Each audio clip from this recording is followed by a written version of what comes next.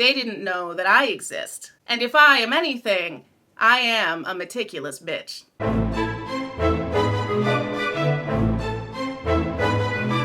Hi, my name is Hannah. Welcome back to my second channel, Hannah Needs to Yell, and today I need to yell about the return of Creepshow art again. In my last big video, I told you about my main takeaways from Shannon, aka Creepshow Art's comeback video, which she published on December 31st, 2021, not January 1st, 2022. Thank you for that correction in the comments. After responding to a few points from her video, I told you all that if you were interested and wanted it, I was willing to make a very long video going point by point through Shannon's entire return video, analyzing it and discussing it and debunking it where it needs to be. However, this is not that video. Hi, this is Editing Hannah popping in from my full-time job to just explain what this video is. I'm going to call this a prequel to that video because it goes over the background of the whole situation. I recommend that you watch this video and that video, but also this video is going to discuss the many pieces of Emily Artful's call-out video that Anthony and Shannon just did not respond to in their response video. I felt that this was really important and that there's a lot of substance here and cause for a lot of conversation. So I wanted to put it in its own separate video because I don't want this to get lost in the sauce of the big freaking mess that video is. Not that my video is a mess, but the video I'm responding to is a mess. Therefore, my video is going to come across a little messy. But it's not my fault, okay? That's what I'm trying to say. I think this discussion about the allegations they did not respond to is really important and really telling. Because with a lot of these things, if they could clear their name, why didn't they? So I'm uploading this video to give these topics their own time in the sun and to give us all the collective chance to sit and process and consider these things and how they might play into Shannon and Anthony's whole entire big old freaking response video, because I do think that these non-responses give some context and are more telling than Shannon and Anthony might think that they are. The big one is coming hopefully by the end of this week. I'm starting school on Monday, college, so it better be by the end of this week. And let me know your thoughts on it in the comments below. Before we get into that at all, I just want to say blanket statement here at the top. 1, everything that I use in this video is under fair use. 2, do not go and harass anybody that I mention in this video, talk about in any way in this video. I do not want anybody to go on my behalf spreading the same type of vitriol that we are calling Shannon out for. Are we clear on that? Thank you so much. In order to do this story justice, we can't start with the side-by-side comparison of Emily's video with Anthony and Shannon's video quite yet. Because as I was going through both of these videos, I noticed there was a lot that Anthony and Shannon didn't even respond to, some of which, in my opinion, are the most damning points that Emily made. I think they thought that if they didn't bring these points up again in their video, that people just wouldn't respond to that. But at that time, they didn't know that I exist. And if I am anything, I am a meticulous bitch. So that will be our first order of business today, reminding ourselves exactly what it was that Emily called out Anthony and Shannon for, and highlighting what Shanthony did not respond to, because in my opinion, their non-responses are far more telling to me than their responses. Now, before we get into the rest of this video, I need to put a massive trigger warning right here. There will be mentions or discussions of drug addiction, rape, eating disorders, mental health struggles, manipulation, abusive partners, basically anything you can think of is probably in this video somewhere. So if that is difficult for you, then this situation is not for you. This is a good time for you to exit. Go in peace, my friend. If there's anything that I miss or get wrong, please do not hesitate to mention it in the comments below. I am not the expert in the room when it comes to this, and I would love to just have a discussion about everything. Also, if you're enjoying what you're seeing, please consider giving this video a like and subscribing to my channel and setting the notifications to all. I upload to this channel kind of sporadically, so if you like this video, you will want to be notified of when the next one comes. Part 1, the recap. In order to understand the significance of Anthony and Shannon's recent video, we need to recap the timeline of everything that's happened up until now. In early June of 2021, Shannon, the creator behind the popular drama and commentary channel Creepshow Art, found herself in a major online scandal. You see, Shannon was a user of an online gossip forum called lolcow.farm. The worst feeling thing to say.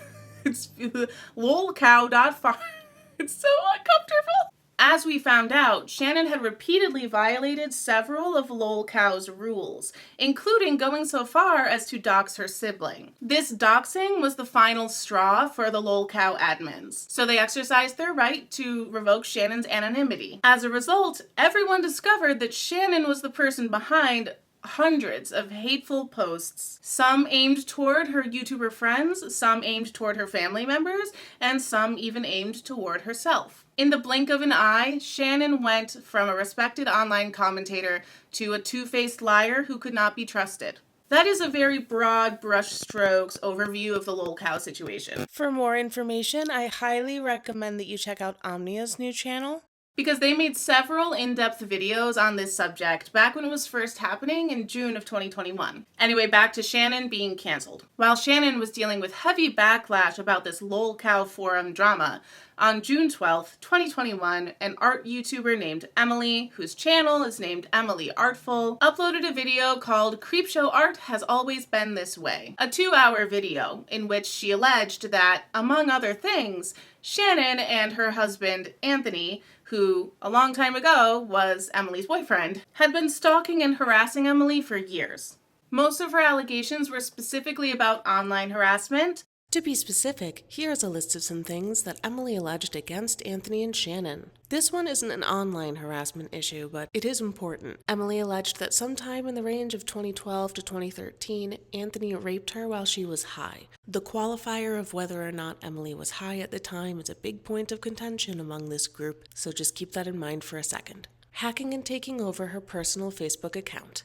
Stealing Emily's lewd and nude photos from within the personal messages of that Facebook account and storing them on a photo bucket account, and then sending her messages taunting and blackmailing her with them, including some photos from when she was a minor. Emailing a compromising video of Emily to her job and getting her fired. Creating many sock puppet accounts to send her bullying and threatening messages, as well as belittling her and trying to trigger her eating disorder. This is a big one, and it seems like the main way that Anthony and Shannon would reach out to harass Emily. For example, one day a video of hers popped up to 200,000 views, and she excitedly tweeted about it, saying it was going viral. In response, Anthony tweeted at her from his own account, basically saying that 200,000 wasn't viral, here, I'll put the tweets up on screen, and implying that she bought views and subs. When Emily blocked him in response, an account named Aja or @NotViralEmily DM'd her within minutes, saying basically the same things. Starting Shannon's YouTube channel, Creepshow Art, as a way of harassing Emily by copying and trolling her. Using sock accounts to fill Emily's YouTube comments with comparisons between her channel and Shannon's channel.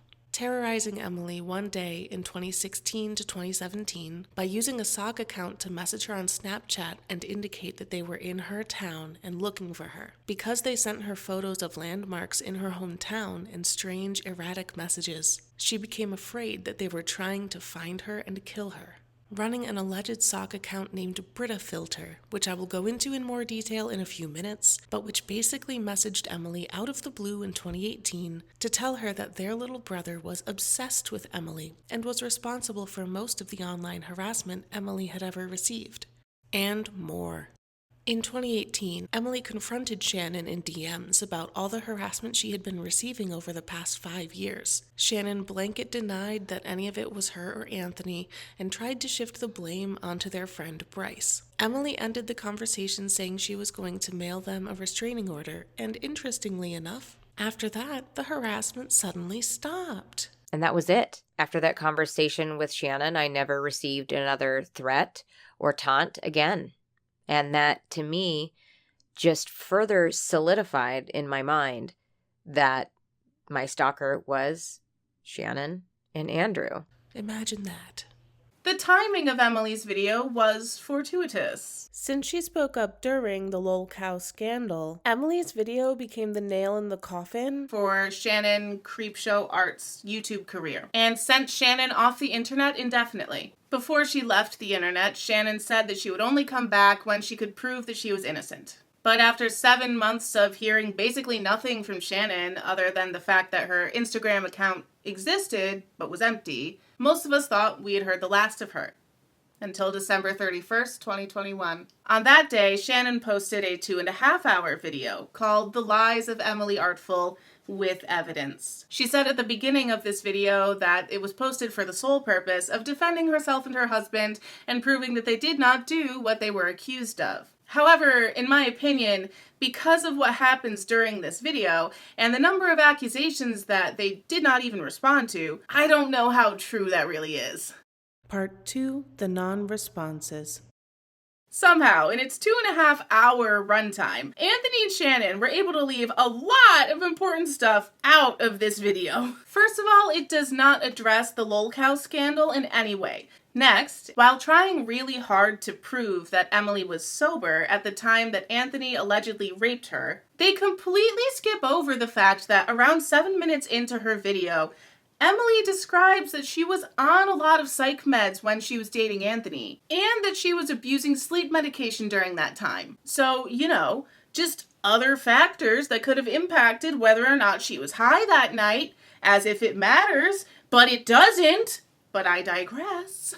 They don't address the many comments that Emily was getting on her videos comparing her channel to Creepshow Arts. They don't address why Shannon started a YouTube channel in the first place, especially so similar in style to Emily's. They don't address Emily's claims that Anthony was specifically making stock accounts that would belittle her and try to trigger her eating disorder. They don't address a Twitter sock account that seems really plausible to me to be Anthony and or Shannon, which is called Aja or at notviral_Emily. They don't address how, when they're discussing Emily's creepy Snapchat conversation that she had with somebody, the account did not deny her suspicions that they were Anthony and that they were on their way to find her. They never address Emily's repeated comparisons between Shannon and Anthony's writing styles and the writing styles of the sock accounts, the Snapchat account, the Twitter accounts, all these different accounts that were following her around. They only addressed one part of Emily's commentary on her DM conversation with Shannon, where she called her out about the harassment and stalking she had been experiencing for like 5 years at that point. They don't respond to the fact that after this conversation between Emily and Shannon, Emily never got another taunt or threat again. Just fortuitous timing, I suppose? Or what? Anthony and Shannon do not respond to Emily's story of her interactions with this BritaFilter account, which are wild, by the way. Fuck it. This BritaFilter thing really needs to be addressed. And since Shannon and Anthony don't address it in their video, I'm going to take a quick second to address it here. Because in my opinion, this is the most damning section in Emily's video, and I am certain that Anthony and Shannon left this out of their video so that people would forget about it and not bring it up again. Well, looky here, Shannon. Can't tell me what the fuck to talk about. In July of 2018, Emily's 5th year of ongoing harassment, a Twitter account named BritaFilter was born. It's allegedly a sock account that was run by Shannon and or Anthony. To this day, the account remains basically empty, and it seems that it was only created for the purpose of messaging Emily. Which it did. Out of the blue. When this account messaged Emily, they claimed to be the older sibling of a 15-year-old boy who had been obsessed with Emily for years. The account says their brother had watched all of Emily's videos and saved them all on his computer, and has pages and pages of screen names and information about Emily. Basically, anything Emily ever put out on the internet, this little brother has on his computer. BritaFilter even said that their younger brother has screenshots of himself harassing Emily, including through a Twitter account named Ava, which Emily believes is Aja, or the at notviral_Emily account from earlier. Remember? The one that Shannon and Anthony didn't address? So this account alleges he has screenshots of himself harassing Emily, a list of Emily's past employers who they think that their brother had sent stuff to, and just a bunch of accounts that the brother had allegedly used not only to message Emily on and off all sorts of different things, but also to message Emily's followers, alleged proof that she had bought subscribers and followers. The BritaFilter account, this alleged anonymous boy's alleged anonymous older sibling, apologized profusely to Emily and said that the family is going to send this boy to a mental health facility now that they've found this obsessive trove on his computer. And they're just messaging Emily to give her some peace of mind so that she knows that all of the harassment that she'd been experiencing was coming from their little brother all along. Emily responds to this account by saying that she would need to video chat with them somehow in order to be convinced that they were real. She finds it odd that all these different things would exist in one place, especially more personal things like her having gotten fired from her job. Like, how did he have proof of that on his computer? You can't really have a screenshot for that, you know? And since the harassment has been going on for 5 years, that means this little boy would have been like 10 years old at the time that it started. So after poking those logic holes, Emily tells BritaFilter, "I'm pretty sure you're Anthony." And strangely enough, BritaFilter basically responds with like, "Listen, you don't have to believe me. It's okay. But I'm not gonna video chat with you because like legality, so bye." So like, let's let that sink in for a minute. Somewhere out there, a person is admitting to being the singular source of most of Emily's alleged harassment. Someone out there tells a story that lines up nearly perfectly with what Emily has experienced. Minus certain individual things. They didn't go into every detail of everything, but broad brushstrokes lines up really well. Interestingly enough, this BritaFilter account took responsibility for several of the things that Anthony and Shannon did not respond to in their response video. That list that I just went through before this section. BritaFilter took responsibility for the Aja or Not Viral Emily Twitter account that bullied her about her subscriber and view count, for commenting on Emily's YouTube videos and messaging her about Creepshow Art's channel, making various sock accounts that would message Emily to harass her. And the BritaFilter account wants us to believe that the person who did those things was a random little boy with no motivation who just happened to find Emily and become obsessed with her. I'm no detective, but I am a meticulous bitch, and this sounds fishy to me. Let's just look at one example. Let's look at the timeline again. As Emily said, this boy would have had to be 10 years old at the beginning of this harassment in 2013. So what happened to Emily in 2013? According to her social media from that time, which Shannon included a lot of in her own video, so thank you for that receipt, Shannon. How thoughtful of you. September 2013 was when Emily got fired from her job. Emily believes that she was fired because somebody sent her employers a compromising video of her, and BritaFilter kind of corroborates this because they mentioned that their little brother has this list of all of Emily's employers and said that they think that he sent something to them. So you're telling me that a 10-year-old in 2013 knew enough about how jobs work, how the internet works, how emails work, how to send a video file, which is more complicated than just sending a normal email. A 10-year-old even had the wherewithal to think of doing that to someone he was obsessed with, meaning somebody that he liked, and thinking the way that a child does wouldn't want to hurt, and he knew how to carry that out, and he had the balls to do it? Come on. Whoever is behind this BritaFilter account knows basically everything that ever happened to Emily. They knew things that were not really public, like this firing that took place before Emily was an influencer, and claims it all came from one source. And the most damning part, in my opinion, had seen and references an unlisted YouTube video, meaning not available to the public, that she had only ever sent to Anthony. Play the clip. Now, this is a super important piece of evidence that I stumbled upon. When BritaFilter messaged me and went through the laundry list of harassment that I had endured, they mentioned having a grainy video of me singing and playing piano. That video is an unlisted video, and the only person I've ever sent the link to was Anthony.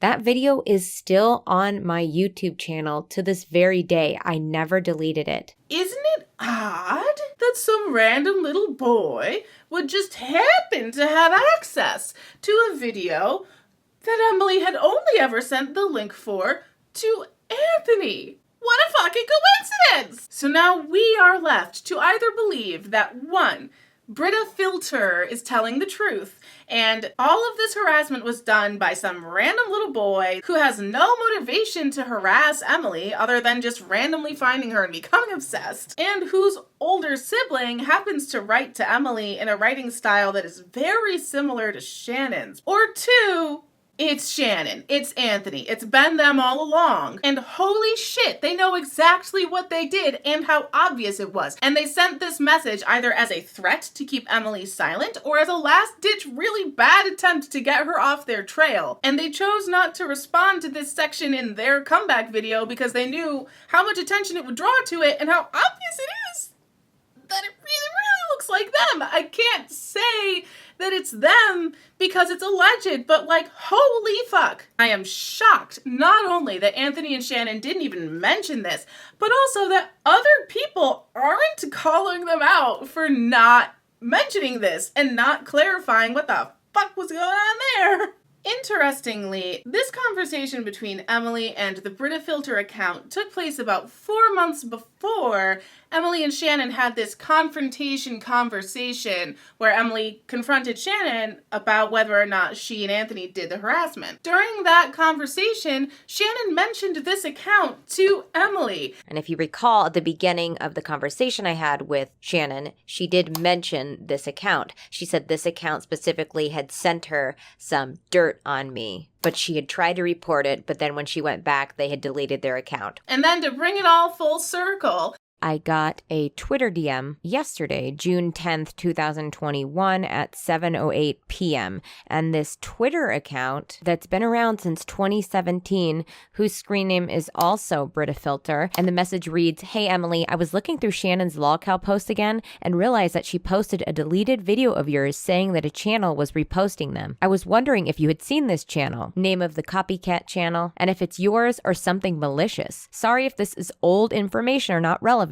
Just thought I'd mention it. Take care." 2 days before her big video calling out Shannon went live, while she was in the process of making that video, while she was tweeting about the fact that she was making that video and asking for people's help with collecting a few resources. BritaFilter sent Emily a message specifically to draw her attention to an account on YouTube that had all of Emily's videos that she'd ever put up on YouTube, including videos that Emily had since deleted. Based on the fact that it was BritaFilter alerting her to the existence of this YouTube account, Emily believes that this YouTube account was run by Shannon and Anthony and was storing up all of her videos. And this message from BritaFilter was just a big old tip-off to say, "Hey, just so you know, we have all sorts of shit on you, old stuff too, so just think twice before you make a big old video about us, okay, honey?"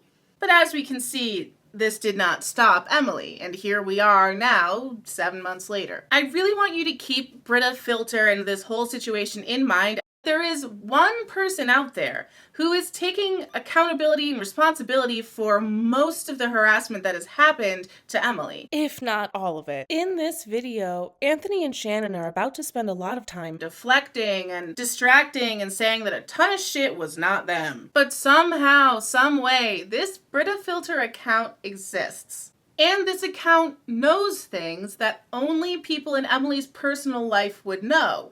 And at least one thing that was only ever sent to Anthony. Who has a reason to lie? I can't see any reason why Emily would lie about this and go make up a bunch of unfounded claims and accusations against Shannon and Anthony. They said that it was to slander them, but like, why did she want to slander them? They didn't even suggest a reason why. However, I can see lots of reasons why Anthony and Shannon would lie. Especially Anthony, since he allegedly started all this shit years ago and allegedly roped Shannon into it and definitely participated in the creation of this video, so I will keep his name in my mouth. He will not be getting away with this shit easily on my channel. It all comes back to this BritaFilter account, the admitted primary source of harassment who knows things that only Anthony would know. I wonder who it could be. And with that, now we have covered everything that Anthony and Shannon chose not to respond to from Emily's video in June. So now it's time to get into their actual response video. As I mentioned before, that will be coming in the next video that I put up, which will be the big old gigantic analysis and comparison of Anthony and Shannon's response video compared to Emily's video that called them out in the first place. I am really sincerely, relatively realistically looking at posting it by the end of this week, so I hope you stick around. Subscribe and turn on your notifications so you know what's up. And thank you so much for watching this video. If you liked it, I hope you give it a like. I hope that you comment down below. Let me know all of your thoughts. And I will see you again soon at the end of this week, so help me God. Peace be with you always. I guess that's my outro now. Love you guys. See you later. Bye.